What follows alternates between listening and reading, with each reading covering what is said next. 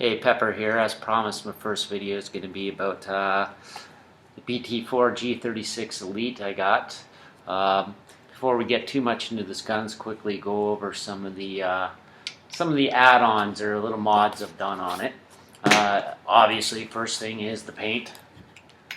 Done a bit of a paint job on this guy.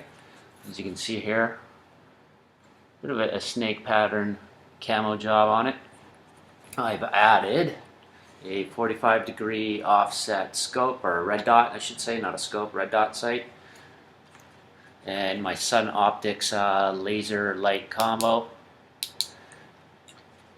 So, BT4 G36 Elite, I'm going to give you the pros and cons. Great looking gun, first off. Fully loaded, really. The Elite model comes with an E-trigger, so you can do ramping mode, semi-auto, full auto on it. Comes with the Apex 2 barrel, the rip clip. Well, I imagine the rip clip's even on the base model. So more into it. T-cocking handle. Of course, a nice folding stock. It's a pretty nice looking gun. The foregrip folds. Picatinny rails everywhere. As I said, the Apex 2 barrel. Great gun. Looks great. Shoots great. Feels great in the hands. I will admit it's a little heavy. Of course, reason to put a remote line on there. It does have the exposed line, so I've kind of covered mine. Keep it a little more protected. What else have I done to this bad boy? Not much, the more than you can see. But another con to it, actually, I've noticed is the E-grip, this rubberized handle. To access the battery and the dip switches on the E-grip, you have to undo these two screws here and kind of peel it open. Unfortunately, after doing that one or two times, it gets not loose, but you can maybe just notice a bit of a gap here. And yeah, you can totally see that gap there. Bad, in my opinion. I've only taken this gun out once and I've gotten dirt and sand in there. I'd hate to take this thing out in the rain because you know something's going to get in there. So I don't know. It's one little flaw to it. There is that. Other than that, I mean, it's a great gun.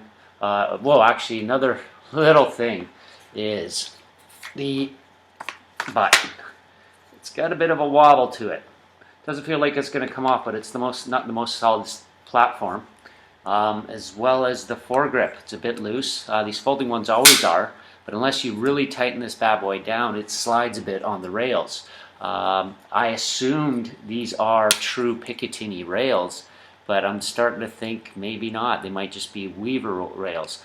The main difference, Picatinny and Weaver, is the spacing. It's a standardized spacing between each bump on the rail on Picatinny, where Weaver, it isn't.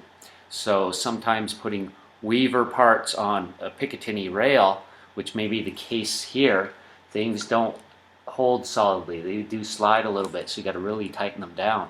And being a polymer type body, I'm kind of scared to tighten it right down because you can tighten it so much where you're either stripping threads on your screws or actually crushing your rails.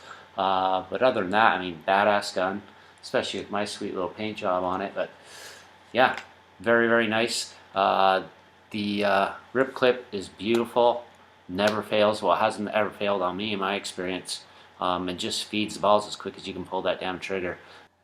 One other, another little issue I have with this marker is when you try and put the Apex barrel in with this long shroud, as you can see, other than the apex part, there's not much of the regular barrel or normal size barrel exposed. So tightening this thing on, because we all know Apex 2 barrels turn, is really hard. They don't really give you much room to get in there. So you got to put an Allen key or something into one of the porting holes there and spin it. But even then, as you're tightening it down, you have just enough room to get an Allen key in there or whatever to turn it. So it is a bit of a bitch getting this barrel on, but hey, once you got it on, you're probably not taking it off.